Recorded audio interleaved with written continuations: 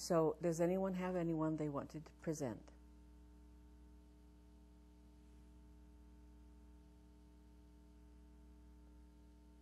I know you don't have your pieces of paper filled out, but that's not a big sin in my book.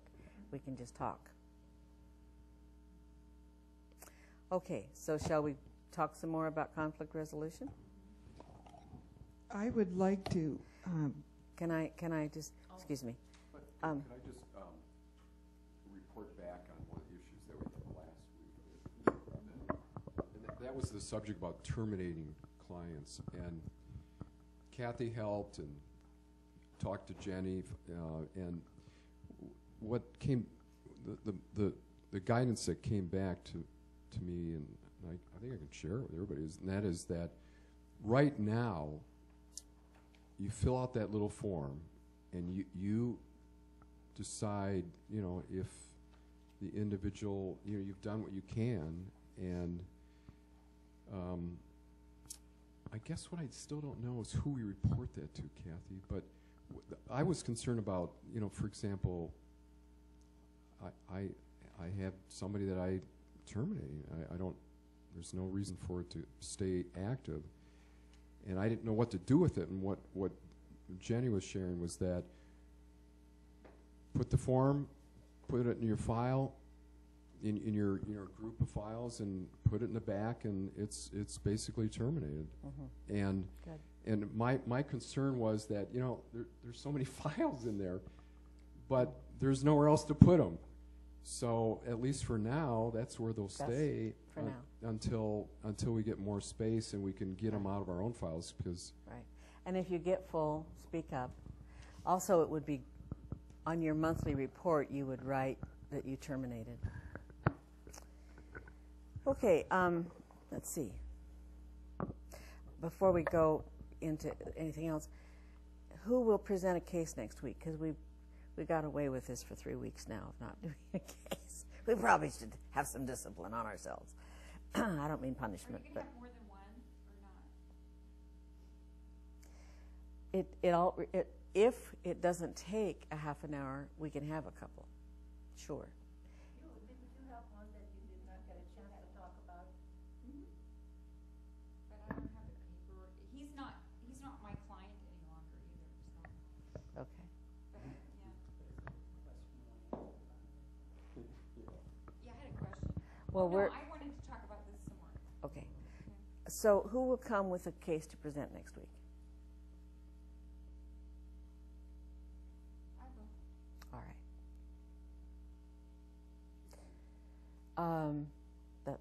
And we'll see how that goes as far as time goes. Okay.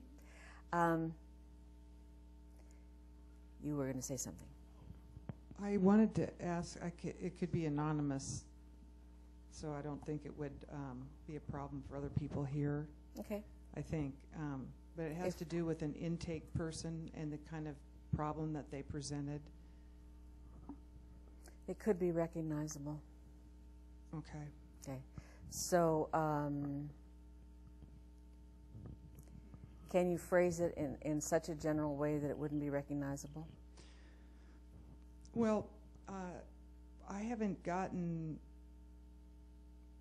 enormous guidance on the intake process. So generally we're taking in a lot of information, but this particular person, yeah, I can be general, was recently discharged from a psychiatric unit.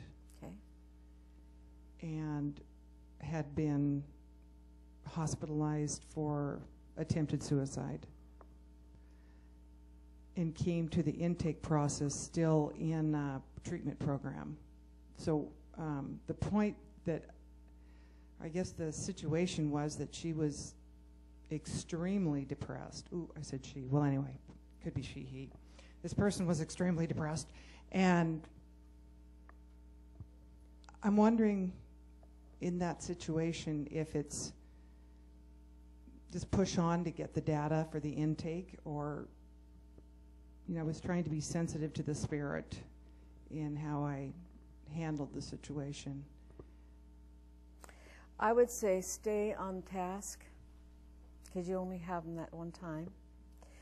If you see anything that causes you to be concerned that it's dangerous in the moment, I would check for suicide ideation. Right, I would assess supports. I would assess if they are accessing their supports or if they're cutting themselves off. Because while I'm gathering data, I would be assessing where they are, and whether they're going to be safe. And if I have a hunch they're not going to be safe, then I move to suicide prevention, which has to do with who do you see for a physician, who's in charge of your case, have you been in contact, are your medications working, what do you think about your medications, are you taking them? That's part of the assessment anyway. I was dragging everything out of the person. And we've seen many, many, many people who can hardly get out of bed, but they're not suicidal, and coming in here is part of the plan to stay alive until the depression clears. So that in itself is not the problem. Okay. This is not the thing to get nervous about. Okay. For want of better language. Okay. Thank you. Okay. Does anybody you had something? I guess I dealt with conflict a lot as a vice principal. And it was, gangs, meeting with different gangs. It was with teacher to student, teacher to teacher, parent to teacher, whatever. And there was when you said, do we teach conflict resolution and communication classes, in some arenas there's a format that you use that works very well. And part of it is what the skills we've learned in here, where one person starts, the person who has a problem, and they state it, and then the other person has to paraphrase it and ask clarifying questions, and then we say, did the guy get the content of what you were saying?